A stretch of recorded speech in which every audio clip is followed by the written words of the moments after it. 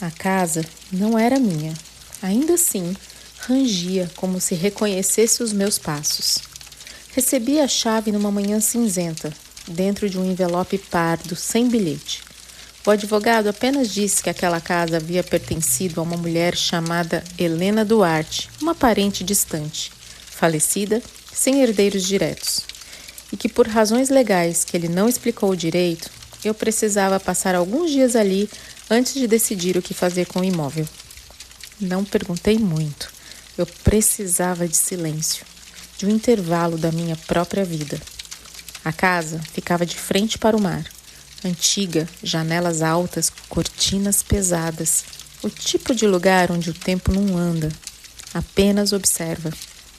Na primeira noite, eu não dormi. Havia uma sensação incômoda, estranha, de presença. Não medo, um reconhecimento, sabe? No segundo dia, encontrei a caixa. Estava no fundo de um armário do quarto principal. Madeira escura, fechadura simples, dentro diários, muitos, todos organizados por ano. A letra era firme, inclinada, feminina. O primeiro começava em 1993. Hoje, conheci Miguel. Ele me olhou como se soubesse quem eu sou, antes mesmo de eu saber. Meu estômago apertou. Miguel, o mesmo nome do homem que eu havia amado. O mesmo homem que havia me deixado sem explicações 2 anos antes. Continuei lendo. Helena descrevia encontros à beira-mar, conversas longas, um amor intenso, mas impossível. Miguel era casado, não com ela. Ele diz que em outra vida seríamos simples. Eu acredito. As páginas seguintes eram uma descida lenta. Amor, culpa, espera, ausência. E então, uma frase me fez fechar o diário com força. Miguel prometeu que voltaria. Disse que o tempo não nos separa, só nos esconde. Era impossível. O meu Miguel tinha cerca de 50 anos agora. Em 1993 ele teria 20? Voltei aos diários. Li dias inteiros, sem perceber o sol se mover. Helena engravidou, perdeu o bebê, Miguel desapareceu. E então, em 1998, uma entrada diferente. Hoje eu entendi. Algumas mulheres não vivem a própria história, vivem a continuação da história de outras. Senti um arrepio que não era frio. Na última página, escrita 30 anos depois, apenas uma frase. Se você está lendo isso, ele voltou. E você também. Fechei o diário com as mãos trêmulas. Naquela noite, ouvi passos na varanda. Abri a porta. Miguel estava ali. O meu Miguel. Mais velho, o mesmo olhar. Você leu, ele disse. Não perguntou. Você estava viva esse tempo todo. Ele assentiu. Sentamos. O mar quebrava lá embaixo, como se marcasse o ritmo da conversa. Helena não era apenas a mulher que me amou, ele disse. Ela era sua mãe. O mundo perdeu o eixo. Não, a minha mãe morreu quando eu era um bebê. Não morreu, ele respondeu com calma. Ela foi embora para que você tivesse outra vida, outra chance. Ela acreditava que o amor dela por mim era um destino pesado demais para uma filha herdar.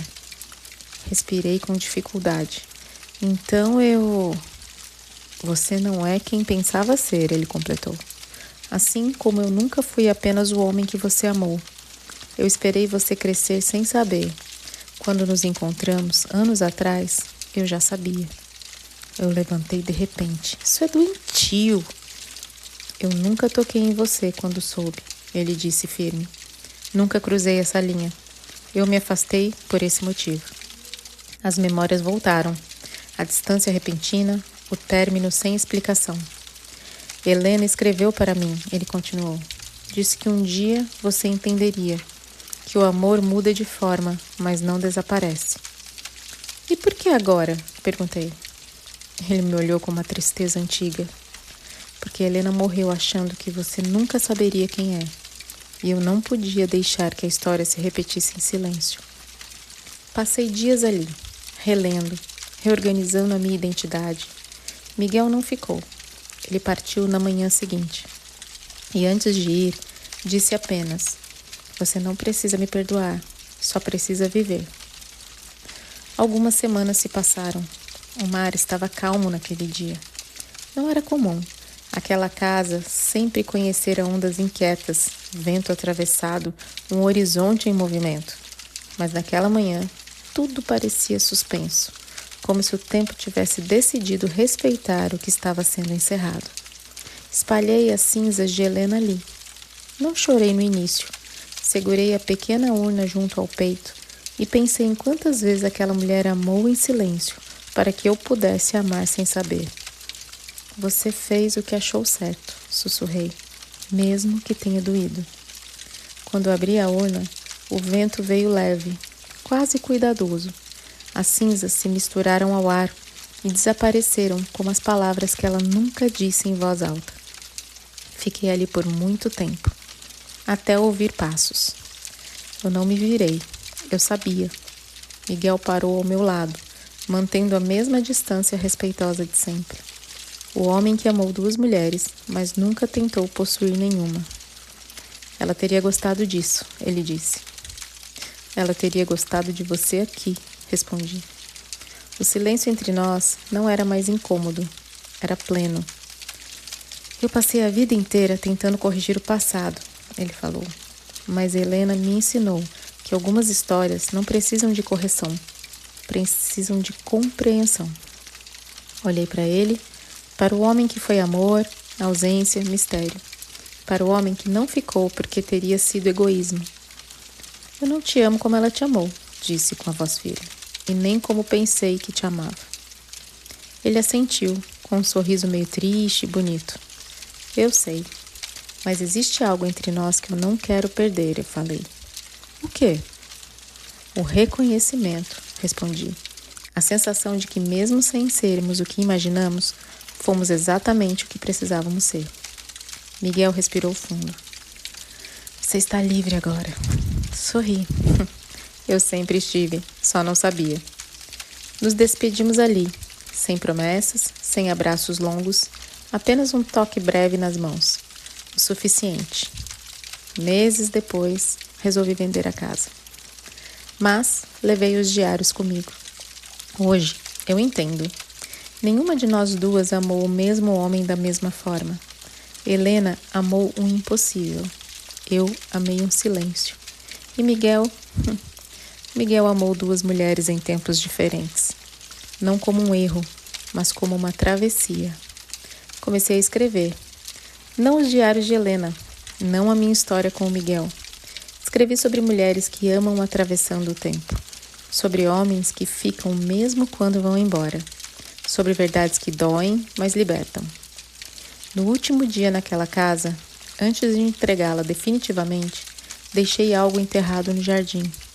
Não era uma lembrança, era uma escolha. Hoje, quando olho para o mar, não penso no homem que ambas amamos.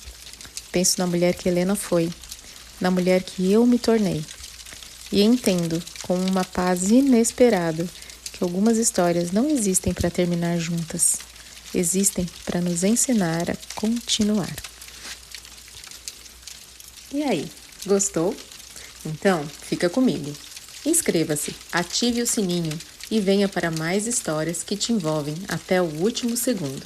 Te espero no próximo conto.